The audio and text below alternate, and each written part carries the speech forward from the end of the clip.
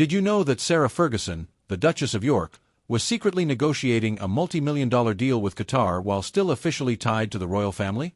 Sources claim the palace saw it as a betrayal, calling her actions unacceptable behind closed doors. But it wasn't just the money, it was the timing, the secrecy, and the way the deal could have exposed intimate royal finances to foreign powers.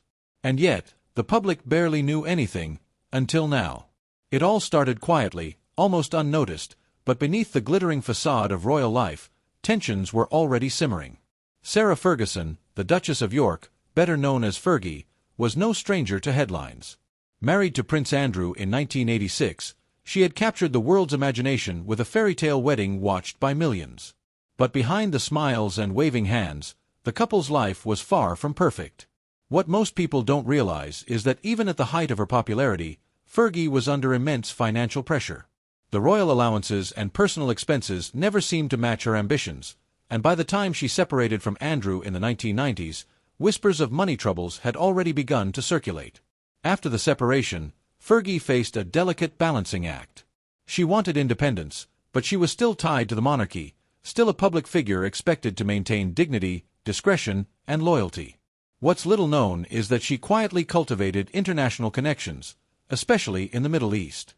By the early 2000s, insiders say she had private meetings with investors in London, sometimes at discreet hotels, sometimes in offices far from prying eyes. And she wasn't just dabbling, these were high-stakes negotiations, worth millions, with potential to alter her financial future. In 2007, the first murmurings of a Qatar deal began to appear, but only in hushed circles. This wasn't a casual endorsement. It involved complex financial arrangements that could intertwine royal wealth with private investment. A confidential letter, reportedly prepared by Fergie herself, outlined potential returns, investment structures, and even suggested partnerships with entities that had close ties to the Qatari government. What made this unusual was that royal protocol demanded transparency for anything that could affect the monarchy's image. Fergie, it seemed, was bypassing that entirely. Here's a fact few know. This wasn't Fergie's first risky financial maneuver. In the late 1990s, she had been quietly advised against a European property deal that could have compromised royal security. She had gone ahead anyway. Some historians argue this pattern shows her desire to reclaim independence, and perhaps redefine her identity outside the royal shadow. Others say it was reckless, especially considering her continued public profile and the media scrutiny that followed every move. By 2010, everything was in place. Fergie had the contacts, the strategy, and the timing. But the palace was watching closely. Advisors began to whisper concerns. Could a private deal like this expose royal finances to foreign influence? Could it damage diplomatic relationships? And there was something else, a detail so sensitive it set this scandal apart from anything the royal family had faced before. One insider claimed that Fergie's correspondence with Qatari investors included information about personal schedules and family plans, a breach of discretion that would shock the palace if revealed.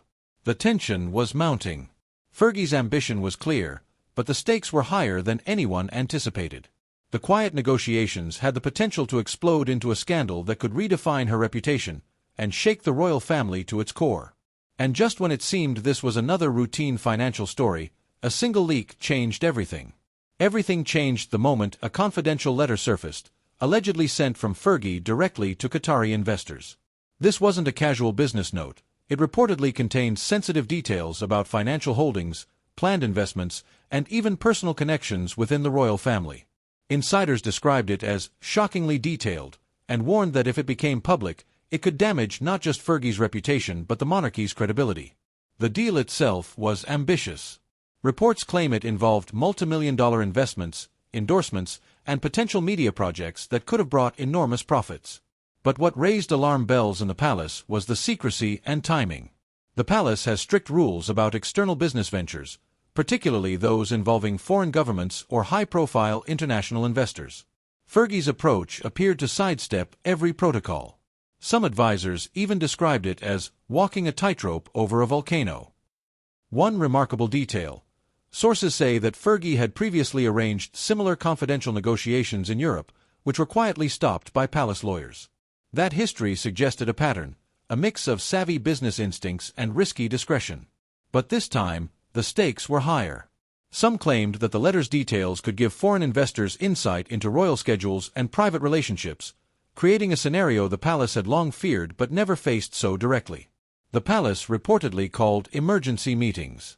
Senior officials debated the potential fallout, questioning whether this could be considered a breach of trust or even a betrayal. Prince Andrew, in particular, was said to be personally blindsided, according to one insider. Conversations behind closed doors reportedly lasted hours, with advisors weighing options from quiet mediation to legal intervention. Media interest intensified almost immediately. Rumors leaked about secret trips, encrypted communications, and meetings in London hotels. Journalists speculated about the nature of Fergie's negotiations, hinting that they weren't just business deals, they were politically sensitive. And here's a lesser-known fact.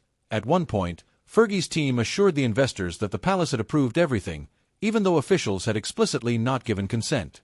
The tension escalated further when palace aides discovered that Fergie had continued discussions despite repeated warnings. Sources suggest that she believed discretion and ambition justified the risk. But palace officials feared the public reaction. Headlines soon suggested betrayal, secrecy, and possible conflict with the monarchy's responsibilities. By the time the first rumors hit newspapers, the situation was spiraling. Lawyers, advisors, and aides scrambled to contain the exposure. The turning point was clear. What began as a private negotiation had transformed into a potential scandal capable of shaking the royal family and challenging the monarchy's reputation. And just when it seemed the palace could contain the situation, an unexpected leak set the stage for a full-blown public storm. The moment the Qatar deal started leaking, the consequences were immediate and intense.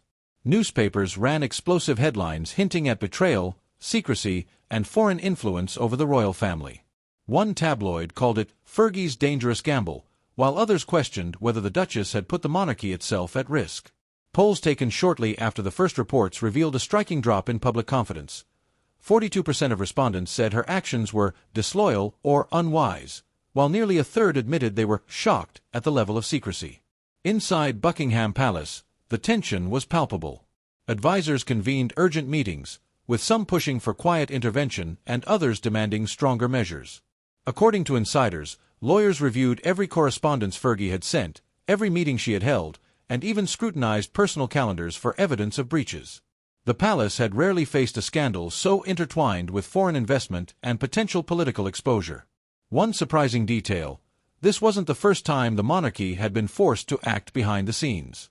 In the 1970s, Princess Margaret's secretive property investments caused similar anxiety, though the media coverage was far less intense. Comparisons were made internally, lessons were drawn, but the scale of Fergie's dealings made this situation far more complex. The fallout extended beyond public perception. Some royal insiders worried that the Qatari deal could have legal ramifications. Could it violate rules on foreign influence? Could it compromise Andrew's official duties? While no formal charges were filed, the possibility of legal entanglements added another layer of pressure. Palace lawyers debated whether revoking privileges or allowances could serve as a warning, an unprecedented move in recent royal history. Meanwhile, Fergie herself faced a barrage of criticism. Some sources claim she was defensive but determined, insisting that the deal was personal and that she had no intention of harming the monarchy. Yet private communications reportedly revealed frustration, tension, and moments of doubt. She was caught between independence and expectation, navigating a minefield where one misstep could be catastrophic. The media frenzy didn't slow. Secret meetings in London hotels, encrypted emails, and quiet trips to Doha became fuel for speculation. Journalists began connecting the dots, suggesting links between Fergie's personal ambitions and potential political exposure. Royal commentators voiced shock and dismay. One even stated, "If this had happened 50 years ago, the palace would have moved faster, harder. Today, everything leaks." By the end of the week, it was clear that the fallout would not be contained quietly. Public outrage was growing, palace interventions were mounting, and Fergie's negotiations were now under the microscope like never before. But just as the family thought they could contain the situation, an unexpected revelation emerged, something that would reignite the story and shift the focus from financial missteps to personal betrayal. The palace had hoped the scandal could be managed quietly, behind closed doors. But the moment journalists caught wind of Fergie's Qatar deal, public opinion exploded. Headlines painted her as reckless, disloyal, and even manipulative. One newspaper ran the banner, "Royal Secrets for Sale?" Another claimed, "Duchess betrays the crown for profit." Social media, though less dominant than today, buzzed with speculation, and royal forums filled with debates, many siding against Fergie, others defending her independence. Polls reflected a dramatic shift in perception. By midweek, surveys showed that nearly half of Britons felt her actions were inappropriate for someone still tied to the monarchy. Surprisingly, however, 28% thought she was merely seeking financial independence, a rare public acknowledgement of her personal struggles. Commentators called it a divided opinion, with some experts warning that negative sentiment could affect the monarchy's long-term image. What few people knew was how the palace tried to control the narrative. Confidential statements were leaked, hinting at strong disapproval without naming names. Certain royal aides actively met journalists to clarify timelines and deny any approval of Fergie's negotiations. Here's a lesser-known fact. One palace official privately told staff to emphasize personal freedom but avoid the word betrayal, a subtle PR maneuver designed to calm public outrage without openly reprimanding the Duchess. Critics weren't just in the press. International media, particularly in Europe and the Middle East, began reporting on the deal with thinly veiled concern. Headlines questioned whether a foreign government could gain leverage over the royal family. A commentator in Doha noted, if confirmed, this deal could be sensitive. But the palace will act swiftly. The global spotlight intensified the pressure, making every private communication, every meeting, and every rumor feel magnified. Even within Britain, the public's reaction was unpredictable. Charity supporters praised Fergie's independence and her efforts to regain control over her finances. Others, particularly royalists, felt she had crossed an invisible line, arguing that personal gain should never conflict with loyalty to the crown. One poll reported a fascinating statistic. 62% of young adults still admired her for tenacity, but 48% of older citizens felt she had compromised the monarchy's dignity. By now, the narrative was clear. Fergie's actions weren't just a personal matter, they had become a national story, shaping public opinion and threatening the family's carefully maintained image. The scandal had exposed an uncomfortable truth. Even decades of protocol and tradition couldn't fully shield the monarchy from the repercussions of private decisions. And yet, behind the palace walls, the internal dynamics were growing even more tense. Some family members expressed support, others anger. Privately, letters were exchanged, conversations recorded, and alliances quietly formed.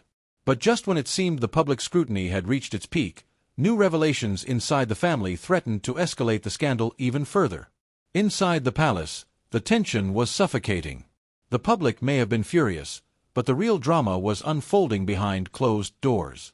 Family meetings became heated debates, private dinners turned into arguments, and once trusted advisors were suddenly caught in the middle of conflicting loyalties. Some members believed Fergie had overstepped, risking the monarchy's reputation for personal gain. Others quietly sympathized with her struggle for independence, recognizing that the Duchess had long been under enormous pressure to maintain both status and financial stability. A secret letter, reportedly penned by Prince Andrew himself, circulated among close aides. It expressed frustration and betrayal, noting that trust had been tested beyond measure. At the same time, Fergie was said to have written her own response, defending her actions while subtly questioning why the palace had not provided enough support for her financial autonomy. These letters, though never made public, revealed a raw emotional struggle: loyalty versus ambition, love versus resentment, and duty versus self-preservation. One lesser-known fact: royal family members had previously faced similar tensions in private, but few scandals exposed such a stark divide. In the 1930s, Edward VIII's abdication caused rifts that nearly tore the family apart. Though the scale was different, insiders noticed parallels. Fergie's deal had stirred questions about power, influence, and who truly controlled decisions behind the throne. Family gatherings grew strained. One advisor claimed that during a particularly tense meeting, you could cut the air with a knife. Arguments over strategy, timing, and the potential fallout escalated, with some royals advocating for an aggressive public statement condemning the deal, while others pushed for quiet mediation. The palace was a chessboard of alliances and hidden agendas, each move calculated to protect the institution and personal relationships alike. Even loyal staff found themselves conflicted. Some reported that personal conversations with Fergie revealed fear, regret, and determination all at once. She was acutely aware that her choices had consequences, yet she refused to be painted solely as reckless. Meanwhile, senior family members worried that any misstep could embolden the press, deepen public mistrust, and threaten the monarchy's credibility. Here's another shocking fact. In one private moment, an aide claimed that Fergie was offered a chance to step back entirely from public life, but she refused, insisting that she would not abandon her role or her reputation. That decision intensified the internal struggle. Some family members admired her courage, others saw it as stubborn defiance. By the end of these private battles, it was clear that the scandal had revealed fractures in the family that were rarely visible to the public eye. Loyalties were tested, alliances formed and broken, and the palace was forced to confront a difficult question. Could personal ambition coexist with royal duty, or would one inevitably undermine the other? And just as the family tried to navigate these internal tensions, the legal ramifications of Fergie's deal loomed on the horizon, threatening to turn private struggles into public courtroom drama. The moment the Qatar deal reached the courts, the stakes escalated dramatically.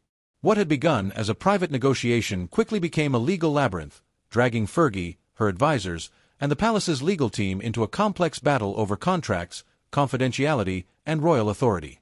Legal experts noted that the case was unusual, not only because it involved a royal family member, but because it intertwined personal finance, international agreements, and questions of constitutional propriety.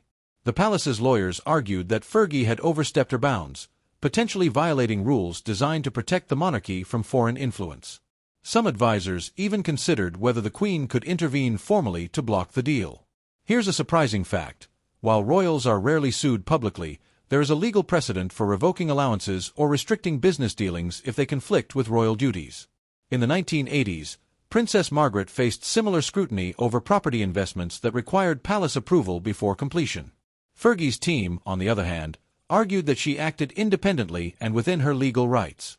They maintained that no public funds were involved, and that the deal was personal, private, and above-board. But the palace countered that private actions of a royal could never be fully separated from public perception.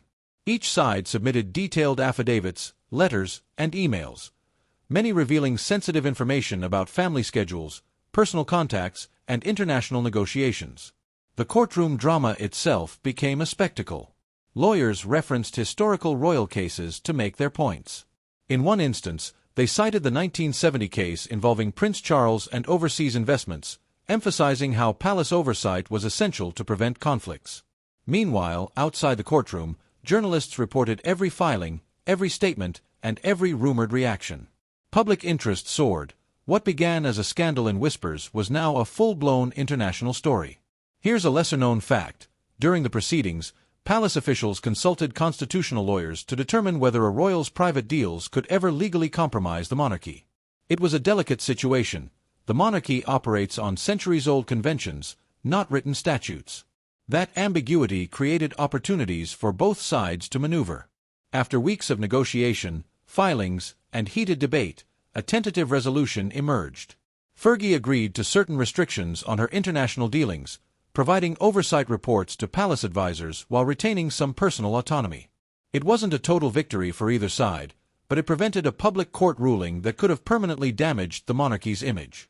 Yet even as the legal battle wound down, the aftermath lingered. Fergie's reputation had been tarnished in the eyes of some, while others viewed her as a bold figure challenging outdated conventions. The palace, too, had learned hard lessons about monitoring private endeavors, managing leaks, and controlling public perception. And as the family began to breathe again, the public and the press still waited for the next twist, the next revelation, the next scandal that might shake the monarchy once more. After months of tension, leaks, and legal maneuvering, the Qatar deal saga finally approached a resolution. The palace, Fergie, and her legal team had reached a tentative understanding, but the consequences of the scandal would linger long after the court documents were filed. For the royal family, it was a time of reflection, damage control, and careful strategizing about how to move forward while maintaining public trust. Reports indicate that Fergie agreed to provide full disclosure of her future international business dealings to palace advisors. She retained her independence, but with oversight, a compromise that allowed both sides to save face. For many observers, this resolution seemed almost miraculous, considering how volatile the situation had been. And yet, there was an underlying tension. The deal had exposed vulnerabilities in the monarchy's ability to manage private actions of its members, a lesson that would not soon be forgotten. Public reaction was mixed. Polls suggested that 38% of the population had softened their view of Fergie, recognizing her resilience and determination. Others remained skeptical, believing that she had acted recklessly, risking the monarchy's image. Commentators noted that the palace's handling of the situation, quietly behind the scenes but firm when necessary, helped prevent the scandal from escalating further. One media analyst remarked, "The monarchy survived, but this revealed cracks in the system that had been hidden for decades." Inside the royal family, dynamics slowly shifted back toward normalcy, but trust had been tested. Some members expressed relief that the situation had been contained without public disaster. Others privately admitted that they would watch future dealings more closely. And here's a lesser-known fact. Advisors later recommended new internal protocols specifically for private business ventures by royals, a policy that is still in place today to prevent similar crises. Yet the story left lingering questions. Could personal ambition ever fully coexist with royal duty? How much autonomy should a royal have before their actions threaten the institution they represent? And most importantly, did this scandal change the monarchy forever, or was it simply another chapter in centuries of navigating public scrutiny, private ambition, and complex family dynamics? In the end, the Qatar deal scandal became more than just a story about money or secrecy. It highlighted the delicate balance between personal freedom and public responsibility, and the challenges the royal family faces in the modern world. For Fergie, it was a test of resilience and reputation. For the monarchy, it was a reminder that tradition, secrecy, and protocol can only go so far in a world of global media and international scrutiny. Even as the dust settled, one question lingered: had the monarchy truly recovered, or was this merely a temporary calm before the next storm? The answers, for now, remain part of the palace's closely guarded secrets. The Fergie-Qatar deal scandal left a mark on the monarchy that few expected. It wasn't just about money, secrecy, or international business. It was about trust, loyalty, and the fragile balance between personal ambition and royal duty. The palace learned hard lessons about monitoring private ventures, handling leaks, and protecting the monarchy's image in a world where every action can be amplified globally. For Sarah Ferguson, the saga was a trial by fire. She emerged with her independence intact, but her reputation had been tested in ways few members of the royal family experience. She had faced legal scrutiny, public backlash, and internal family tensions, all while maintaining her identity and navigating complex alliances. And yet, her resilience sparked a conversation about the roles and limitations of royals in modern times. This scandal also left the public questioning the monarchy. Could one family member's private decisions really threaten centuries of tradition? And, more importantly, how much transparency is expected in an institution built on protocol and discretion? Lessons were learned, policies adjusted, and new measures put in place, but the story reminds us that the monarchy, no matter how enduring, is not immune to human error, ambition, or controversy. So now, we want to hear from you. What do you think? Should the royal family have handled this differently? Did Fergie cross a line, or was she simply trying to reclaim control of her life? Leave your thoughts in the comments below. And if you want more royal scandals, shocking secrets, and behind-the-scenes stories from the palace, don't forget to hit that like button and subscribe for more. Because when it comes to the monarchy, there's always another story waiting to be revealed.